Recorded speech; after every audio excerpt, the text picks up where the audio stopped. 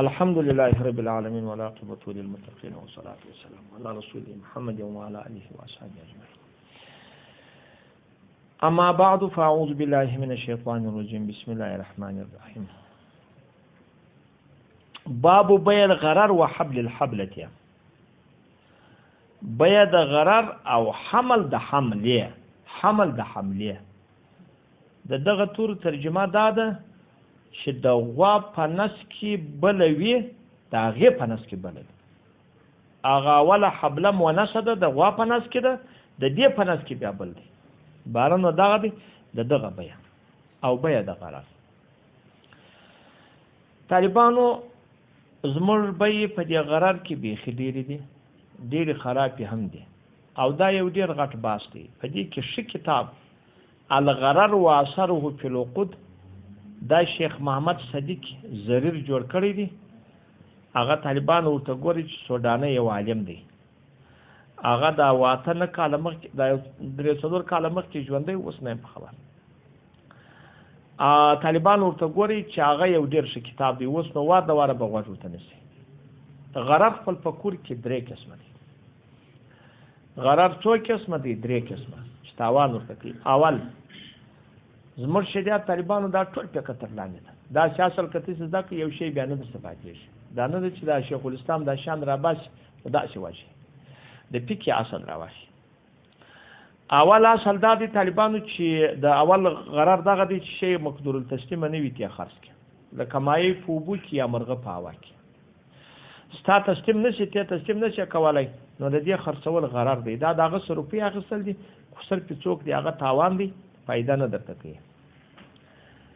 دا یا څوک دا یا دوا دا یاو دوهم هغه هر شي چې دوم بیا طالبانو هغه دغه توایي چې جهالت د مبيع دی یا جهالت د سمن دی یا جهالت د اجل دی.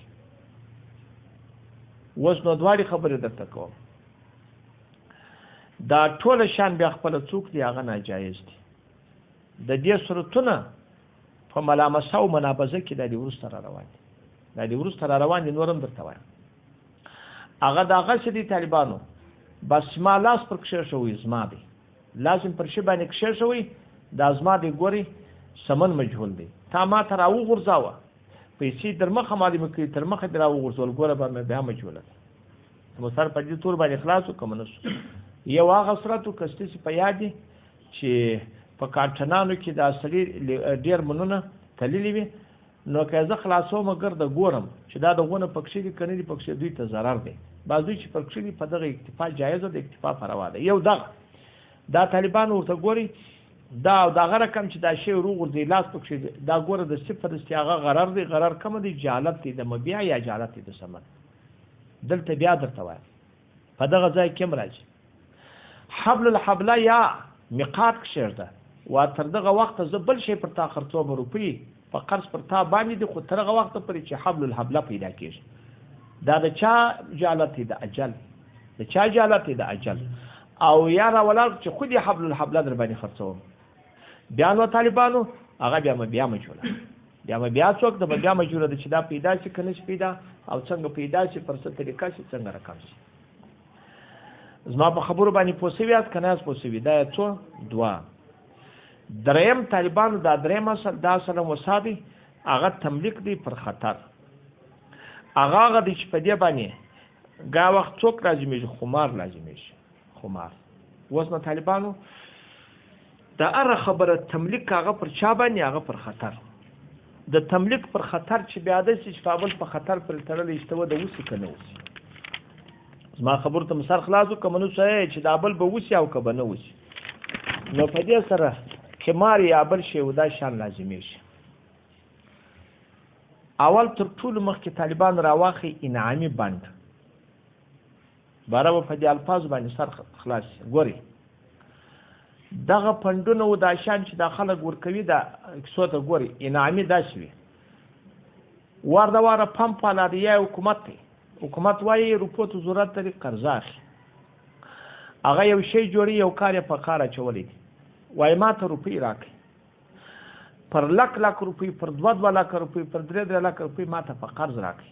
لیکن خو د مجموع من حیث المجموع دپاره 3 میاشتې باز ده 100 لکه روپۍ تر دغه ستاسې تر ټولو روپو ځای دې در کوم لیکن ګردې روپۍ زما په کار دي 10 لکه چې راټولې شي پر دې باندې 100 لکه خو دا 100 لکه به تاسې یوه سړي ته نه ورکوم نه ماین ته ورکوم نه پر تاسې تقسیموم بلکې تاسې به په هېڅ سره کوئ په هېڅ که باندې هر چا هېڅ که چې وغورځېدل دا د هغه دی ظاهري طالبانو دغه روپۍ خو په سود کې دي ظاهري بعضې خلک په دغه خبرو نه دي پوهېدلي وایي دا څوک دی طالبانو دا قمار دی د خمار په وجه بد بللی دی لیکن خو اصح کول دا دی چې دا خمار نه دی ځکه سود په ملک کې نه دی راغلی سود په ملک کې نه دی چې هلته در راولاړ سو تا چې درکړي هغه پر ځای دي نو خو چې په ملک کې نه راغی نو خو یو هر سړي ته چې طالبانو ورته ګوري وکړي د یوه په ملک کې لا نسه د یوه یا اصلي خبره دا ده چې په دې کې سود دی که ته سوال وارد کړي چې دا سود خو هغه مشروط نه دی دا څنګه خو زیادت که صرف پر چا باندې پور باندې وي هغه سړی زاید روپۍ ورکړي دا خو ښه کار دی بد نه دی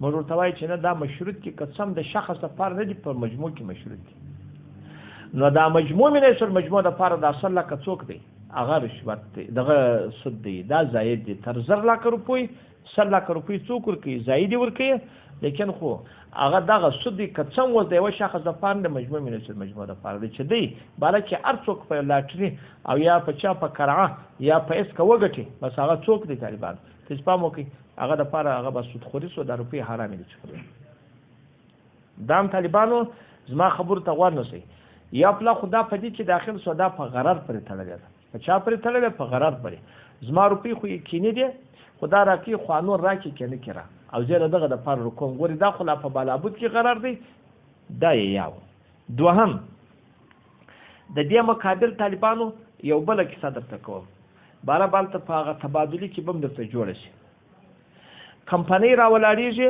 طالبانو ورته ګوري کمیټۍ موږ ورته وایي کمیټۍ په پاکستان کې په دا لفظ د کمیټۍ یې بولي کمیټۍ د یو کوټۍ ده دا طالبانو چې هر یوه زده کې کوټۍ بل ځای وایي کمیټۍ دلته وایي دلته طالبانو عنوان درته راشي باره عنوان نه پېژنې دا ته پام وکړئ کمیټۍ دې ته وایي زه خپل صلاحیت لرم 2 لکه روپۍ تر ځان زایدې لرم لیکن خو په 2 لکه روپۍ کې به هېڅ نه کېږي یو کار هم نه کېږي 10 انډواله مو سره پیدا کړه 60 انډواله مو سره پیدا کړه 50 انډواله مو سره پیدا کړه د کلي د وطن هر سړی 2 لکه روپۍ زاید لري تر ځان نو باره موږ وایي راسې سره واچو ګډې مو سره کښه شولې چې فرض کړه 100 لکه روپۍ چې هم 15 لکه بالا بود 100 لکه روپۍ موږ یو سړي ته بیا ورکړو دی دا یو کال تجارت وکړي بل کال بیا بل ته ورکړو تجارت وکړي بل کال بیا بل ته ورکړو تجارت وکړي بل کال بل ته ورکړو دا څنګه ده دا جایز ده که نه ده جایز باره هېڅ که چې سره کوي پر اولیت یې کوي هېڅ که چې د 60 کال د کم یو وواري د اول کال د کم پر دغه هېڅ کوي طالبان دا د وخت لپاره زده کوي هېڅ که چیرې پر ګټلو راتله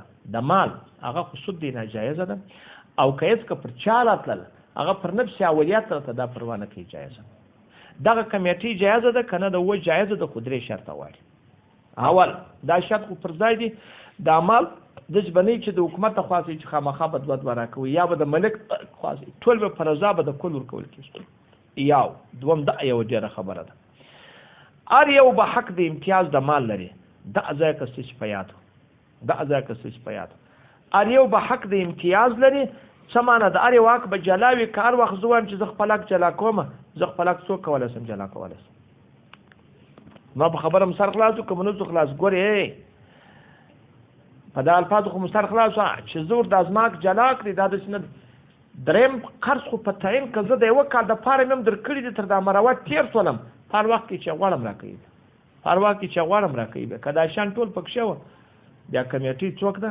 کمیټۍ جایزه ده که دغه شرایط نه وه پکښې بیا د زور په طریقه وه او یا هغه داسې و چې چاک د جلا کولو د مال بیا نه درلودی بیا ناجایز ګرځي دا ټول آسان فتاوا په 8 جلد 208 کې فریدیه په 9 جلد 223 کې او شرع مجله یا تاسیب په 4 جلد 11 کې او ماده 1090 ده او عنایه په القدیر 9 جلد 415 انعامي پاندو دغه مزدا کړله طالبانو هغه ناجایز سو او دا خپل سوق سو دا بیا هغه ګوري دغه چې پر تعلق د چاوي هغه د خطر دا باوله مرحله کو بارا په دوم کې